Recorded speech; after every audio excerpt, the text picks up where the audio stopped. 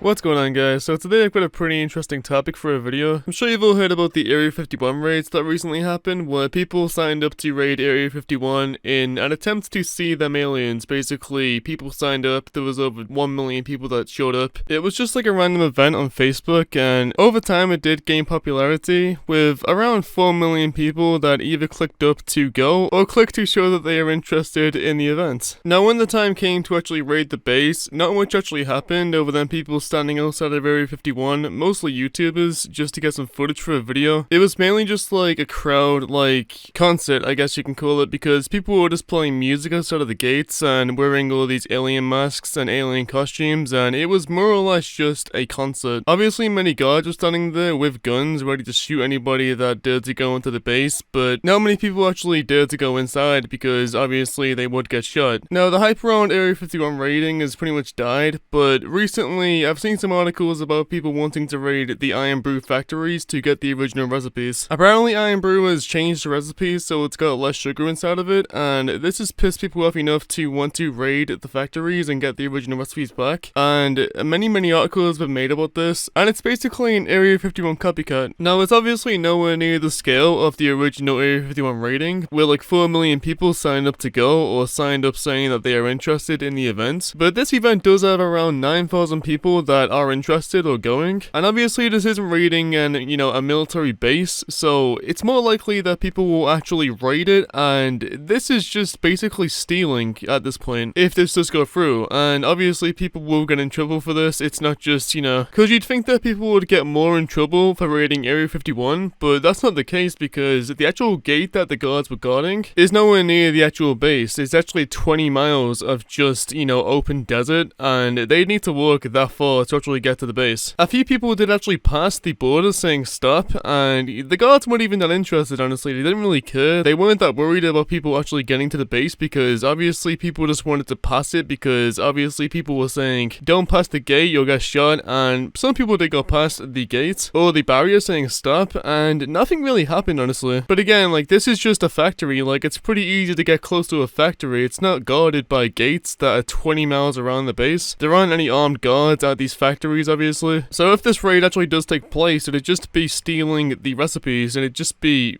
vandalism at that point. And apparently the difference in the recipes of the Irn-Bru is just that the Irn-Bru now has less sugar. Like, I'm pretty sure it's easy to add more sugar to the Irn-Bru yourself. I could be wrong, but it's literally just adding sugar to it, isn't it? And I don't know if that's really worth, risking jail time or risking anything really. Just add some more sugar to the drink, it's not too hard. An article by gizmodo.co.uk says Irn-Bru fans plan factory raid for the full sugar recipe, and an online hardcore of Irn-Bru fans are threatening to gather at the drink's key manufacturing facility in Scotland, where they might, but almost certainly won't, storm the premises to find the original sugary recipe. This is the ongoing fuss caused by a reduction in sugar the drinks makers pushed through a year ago in order to evade the sugar tax, a recipe change that didn't go down well with the orange beverage fans, hence the awareness raise of a supposed Facebook event titled Storm the Irn-Bru Factory for the original recipe product. The errors in the idea being that AG Bar, the makers of the drink, haven't made any full-fat Irn-Bru for a year or so there's none to be had, and even if someone does find the recipe, it'll be hard to reproduce. So apparently it is more than just adding sugar to the drink yourself. Apparently there is more that goes into making the drink, but we don't really know that for a fact, because again, we don't know the recipe. Obviously I assume people have tried adding sugar to it themselves, and it's not the exact same, so they do want the original recipe back. And here in the article it says that people most likely won't raid the factory, and I assume they're going off that from the Area 51 raid. And obviously it's a bit different raiding this than raiding Area 51, because Area 51 was guarded by many guards with guns, and the factory isn't guarded by many guards with guns. So it's more likely that they will raid the factory, and I don't know why they're so confident that nothing will happen, because it's a pretty open factory. Like I said, it's pretty easy to get close to, and if people are this serious about wanting the recipe back, then they'll most likely try and raid it, obviously to their disappointment, because the recipe won't be in there as no drinks with the original recipe has been made for over a year or so. Like, I'm pretty sure you could find the recipe somewhere else, like online perhaps, but people want to raid the factory themselves, even though it's very unlikely that the recipe will even be there. The article then goes on to say that still more than 700 people have said that they're going to the Cumbernauld factory on November 15th to at least protest a bit, so something's going to happen even if it's only a lot of people waving around and using banners. Now, I'm unable to find the actual event page on Facebook, but it's around 8,000 people that have signed up to raid now apparently, and all I can find is people quoting it saying, "A date has already been set for the event, we want the full fat back, what are they going to do? Phone the police?" People also said that they do prefer the original Irn-Bru, but they're not sure that they like it enough to storm a factory in Cumbernauld. Now personally I do prefer the original recipe because over here in the UK it's a very popular drink. I do prefer the original. The one that we have now still tastes kinda good, but I do prefer the original with